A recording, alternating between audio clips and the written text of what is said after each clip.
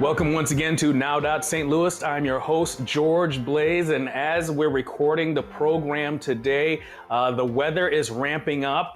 This appears to be one of the warmer weekends of the year so far coming up, and warmer weather is ahead. And as we all know, with warmer weather and the changing of the seasons, things start to heat up out in these streets. Our young people have spent the last year or more locked inside with nothing to do, no services, no programming, no resources to really deflect some of that energy that they need to express as young people in order to be healthy people. We're all, as adults, also having our own challenges and situations here. To talk a little bit about where we're at, where we're going, and how we can avoid perhaps some of the things we've seen in the past year is my good friend, Ajuma Muhammad. He is a psychotherapist, an author, a leader, a speaker, so many things. Ajuma, it's so good. I know you've been traveling all over the world, but it's good to have you here for a moment.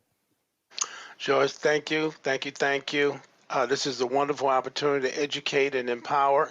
I'm honored to be here. I'm humbled by this opportunity, and I pray that God will bless me in the next few moments, hopefully to say something that will inspire and motivate people to move to an entirely different space and place in their life. Thank you so much. Well, you're always appreciated and always welcome here. Now, I understand you have been traveling extensively across the world and have a full schedule for this year of travel. As you go from place to place and taking a look at the circumstances for Black people around the planet, are things much different in the Dominican Republic and parts of Africa? What stays the same and what really is different from the last couple of trips you've taken? That's an interesting question. One of the primary motivations for my travel is to kind of compare and contrast lifestyles, the way people interact with each other, the political climates, the educational institutions, the way people interact with one another. You know, for a long time there was a notion that poverty breeds crime, and it probably does. No one wants to be impoverished. But I've been blessed to go to almost 60 different countries throughout the world. George, as I previously indicated, just returned back from the Dominican Republic. I guess it's considered a third world country. Africa has its own unique struggles. However, there seems to be a civility amongst the people there that, regardless of their economic condition or status, they just have a way of getting along with each other that is very rare, unique from America. You know, in Africa, you know, the notion was floated that Africa is just an impoverished continent, and Africa is a continent, which is 3.5 times the size of the United States. And so, like anywhere you go in the world, you have different classes of people. You have people who are poor, you have people who are middle class, and you have people who are upper class. So it was amazing to go and see the wealth that Africa holds, the many homes and houses that are huge and humongous. And the interesting thing is that, you know, for places in Africa are so big they call them compounds. They don't even call them homes anymore. And you can get those compounds or homes for a fraction of the cost of what it would cost you in the United States. So, for example, in the United States, a home that might run you $1 million or 1.5 million in Africa might run you 250,000, 300,000, and you actually own the home. And the unique thing is, and this really challenged my way of thinking. You know, in America, George, you find a home that you like, your wife like, and you go pick that home out, and you pay for that home over a period of 30 years. And let's just say you buy a home for $150,000, $200,000. At the end of that 30-year term, you've paid almost $2 million for a $150,000 home. And there's a thing called an amortization schedule. And so you paid these banks interest because you didn't have the money up front to pay for this home. And so you end up paying for this home 3 times, 4 times over. In Africa, they do it very differently. For example, it may take you 2 or 3 years to build your home, but at the end of that 2 or 3 year cycle or period, you actually own the home. And that's so much better and is a wonderful concept instead of being in debt for 30 years trying to pay off a home that in some cases can actually be taken away from you through eminent domain or other, you know, methods that the state or the government use if they want your property or they want your land. So something to think about. Yeah, it's interesting that you should mention that, and perhaps it is I mean something intrinsic in terms of African people across the planet, wherever you find us. A little over a year ago, I was traveling in Jamaica, and a guy took me to what appeared to be a sprawling town on the side of a mountain somewhere between Montego Bay and Negril, and it was explained to me that this is former heavyweight champ Lennox Lewis's house, that's been constantly under construction since he bought it years ago. And you'd think it's a whole town, but this is his property, and he's never stopped building on it. He continues to build and build and build. It's just an amazing thing to see. Wow, that's interesting. You know, a story that was shared with me maybe a couple years ago when I was in Africa. A brother asked me, he said, "Hey, brother Muhammad," he said, "you know, I've never been to America, but I do watch YouTube videos." He said, "Why is it when two people get into a physical altercation in America, the first thing people do is go and get their phones and cameras and they record it? Ultimately, it gets uploaded to YouTube." He say in Africa, if three people get into a physical altercation, over 30 people will run in and separate the people and break it up. And they don't even have to know the two people who got into the physical spat. And I said, wow, that is very, very interesting. The way that we coexist with each other in America in comparison to the rest of the world. So economically, some of these other countries may be economically third world, but in terms of civility and to me, they're first world. Be just the way they interact. You know, I saw people who were draped in poverty, but they had this mutual respect and conciliation for their neighbor or whoever it was, and you just don't find that in America. So I'm really concerned, George. You know, I'm really concerned with some of the things that I see in the media, how they influence our young girls. You have shows like The Housewives of Atlanta and many shows like that that are very entertaining. However, they're psychologically, socially, emotionally seduce. They seduce people. There's a seduction element to it, and those kind of images tend to foster a certain way of thinking in our young people and adults as well, because there are adults who DVR those shows and they live on those shows every week. And I'm just really concerned about that image and imagery that is postulated or put forth for us in America, particularly for people of color. And I don't think those are the most positive images. So I'm very concerned about that. And I think it's going to have a systemic and residual effect on our community in the years to come. It's awfully troubling to me when I see these. Lately, there's been a spate of videos that have been uploaded and shared in the news media and what have you of young people breaking out in physical altercations at these airports. And it's just like, what is it that serious? What is it that's going on with our young people today, that it seems like your first reaction should be the worst reaction and to push everything to 10 every single time? hmm Well, you know, the unfortunate reality, whether we accept it or not, is that we live in a very, very violent culture. And there's not a single moment in a day that you can't turn on your TV and see violence being displayed by Hollywood directors who make violence palatable and is socially accepted like baseball and apple pie in America. And so, you know, even with the video games, and George, you and I, we've talked about it. I have a ton of clients. They watch and play and participate in video game violence all day, every day. These same students can't read, can't write in cursive, can't complete a sentence, can't put words in a sentence and communicate.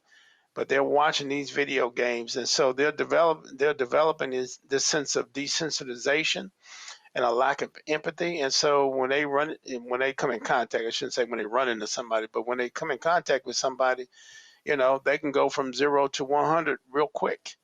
You know, something else too. I just want to kind of throw in and something to think about. You know, George, I work with a lot of children who are in the foster care system, and these are children who were abandoned by their parents. And I've said it many times: the two people who brought you in this world, your mama and your daddy, your mother and your father, those are the ones who are supposed to show you unconditional love. And for whatever reason, they're not there. So mom abandoned you, and dad, we're not quite sure who dad is, or dad might be incarcerated or deceased.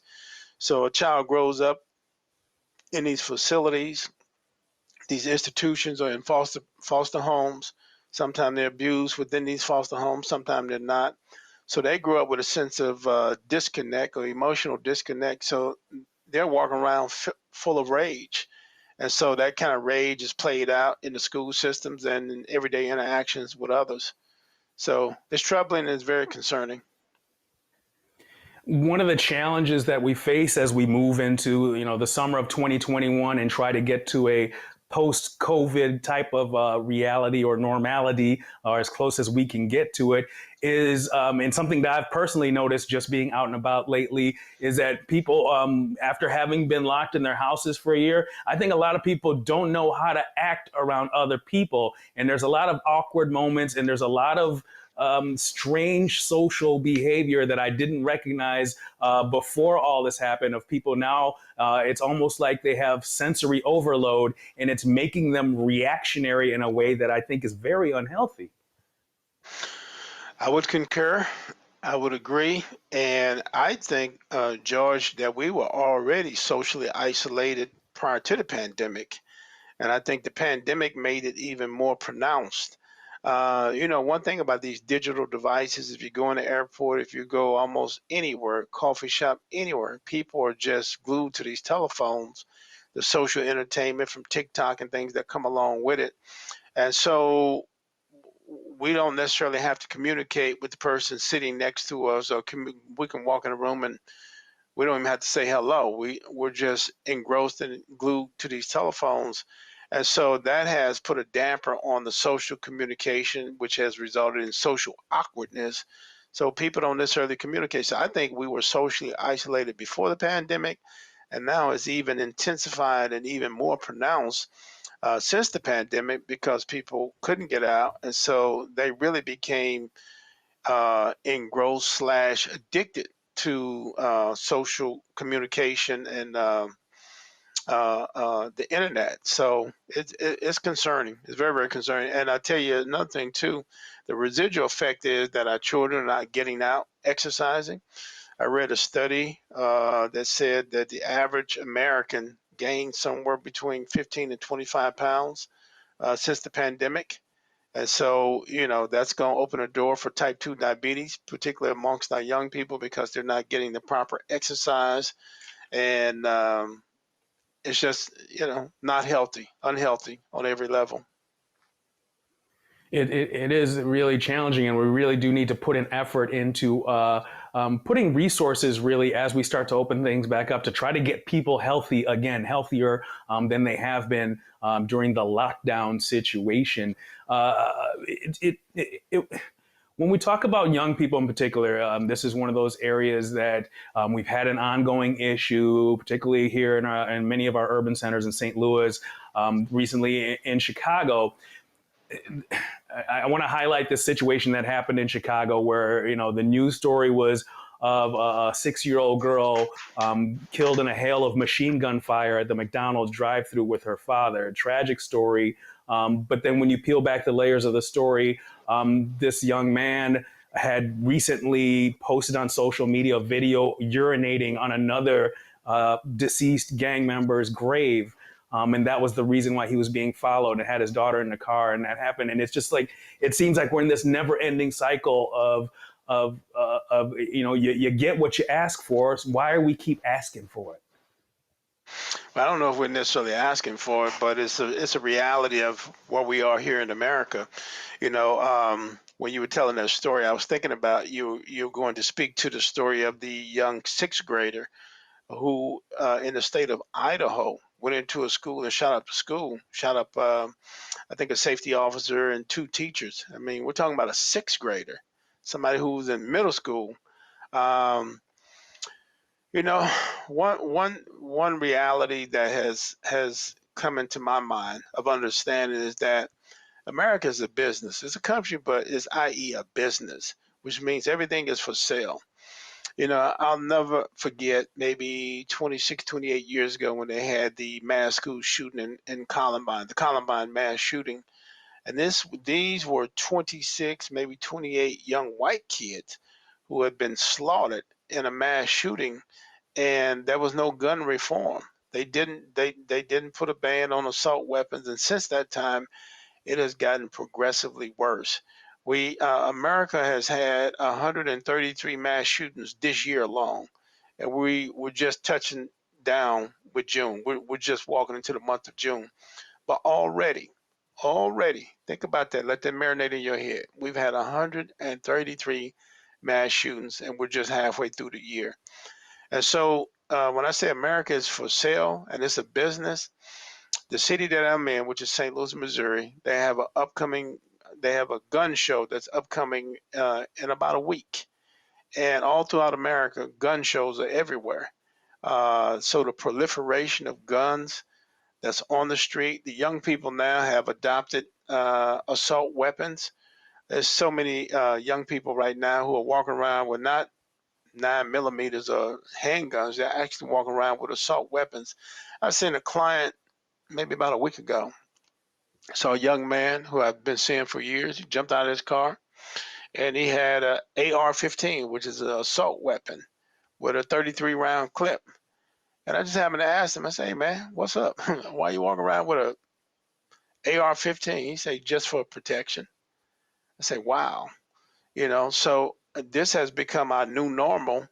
Unfortunately, this is the world that we live in. So, with regards to a decline in shootings and homicides and the example that you just mentioned with regards to McDonald's, I don't see it stopping in the foreseeable future. I just don't. Also, you talked about role models and leaders, thought leaders. That there are some out here that are doing great work that I admire quite a bit. I'm 50 years old now, so there are some people who I hold in high regard that the general media and press right now see as pariahs, and yet I happen to know, I think about, the Honorable Minister Louis Farrakhan, who I'm not a Muslim or anything like that, but I can't imagine a world in which he was not there. And every time, they have Founders Day in Chicago, and he speaks, he says, this may be the last time you see me, and after me, there will be no more. And that's a real thing. We were losing a lot of our leaders in the community, and some of our leaders are really have to do with just Black people. It's not for other people to criticize one thing or another that they've said or done. They've called him an anti-Semite, but I've also seen him do a concert of great Jewish composers on the violin, most beautiful music I've ever seen in response to that kind of stuff. So it's like nobody ever talks about that part of it. But my point is that we're losing a lot of our classic leadership in the Black community globally. Oh, I agree. My hat's off to Minister Louis Farrakhan.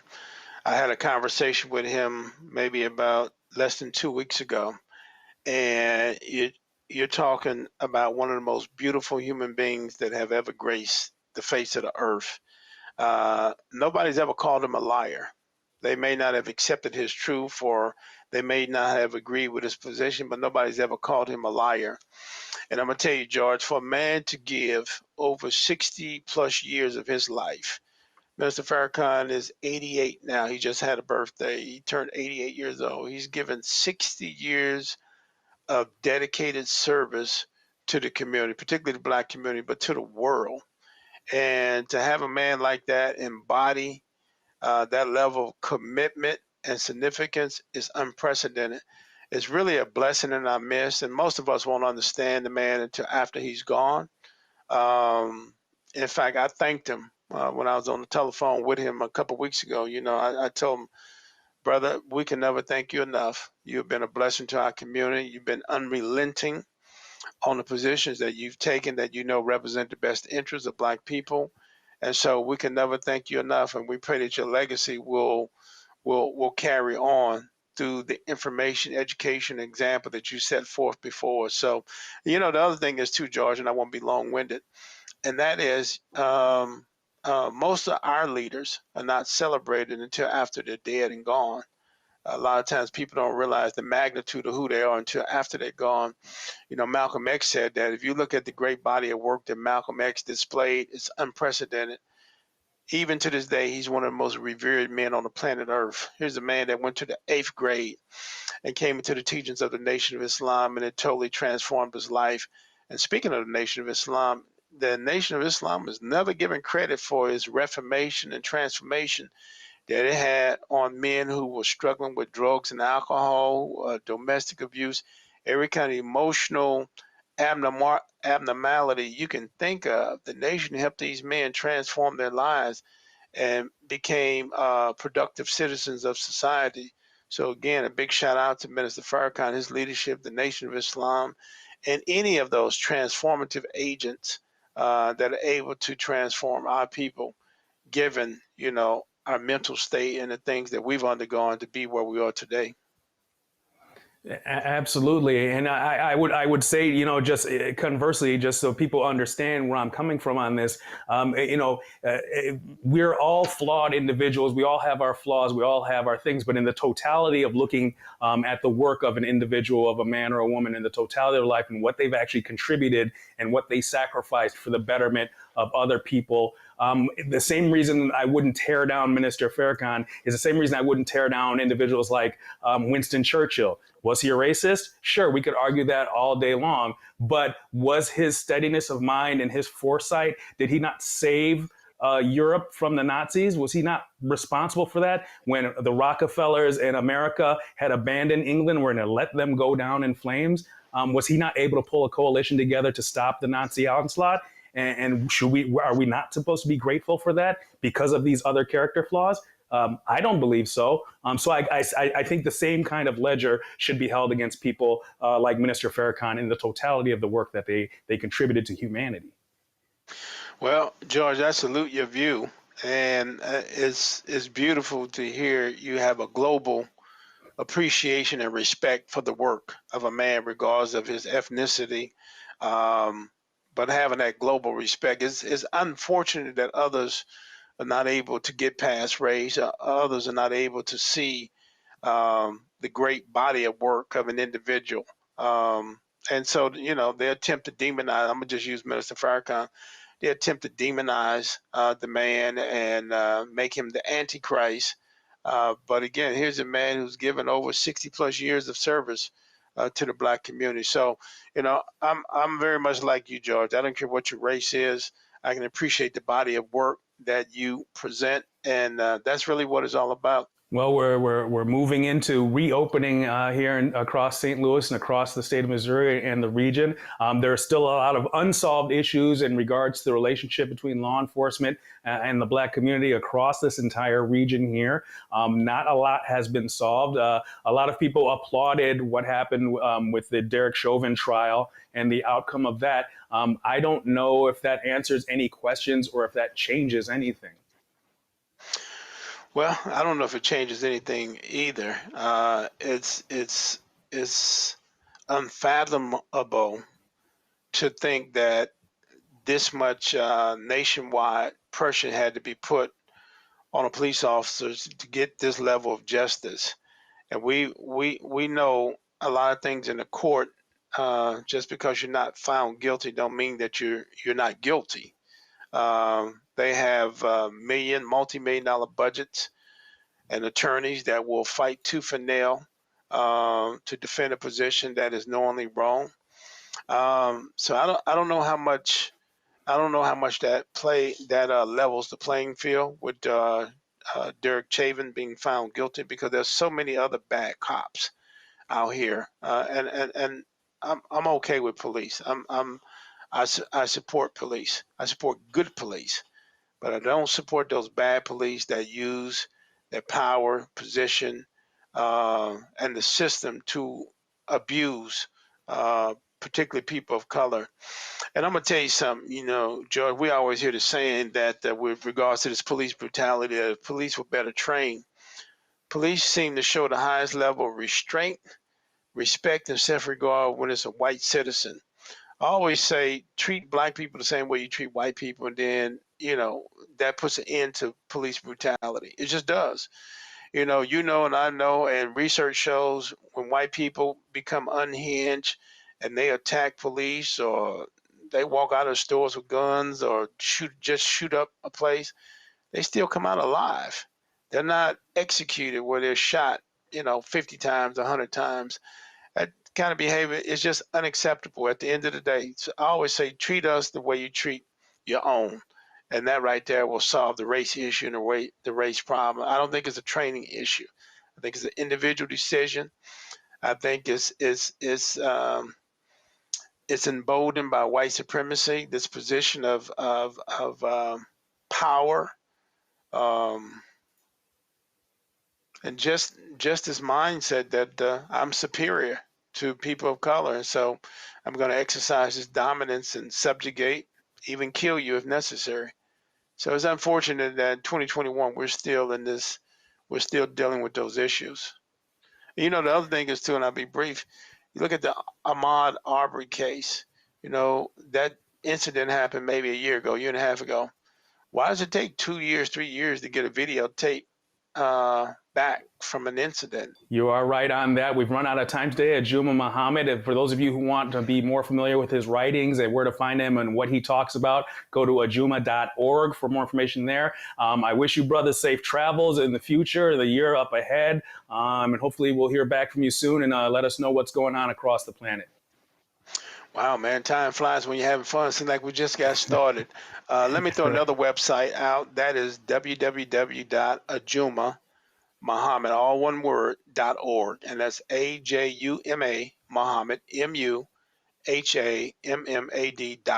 O-R-G. It just had a new website developed so people can kind of see my body of work and some of the work that I'm doing in Africa. So, George, I'm looking forward to getting back on your show again. I hope that God has blessed my tongue, and I thank you for the opportunity and consideration. And I hope that we're making a difference, brother. That's all we can do. That's all we can do. You're absolutely right on that. And I want to thank you all for tuning in this morning. We'll see you next week right here on Now. St. Louis.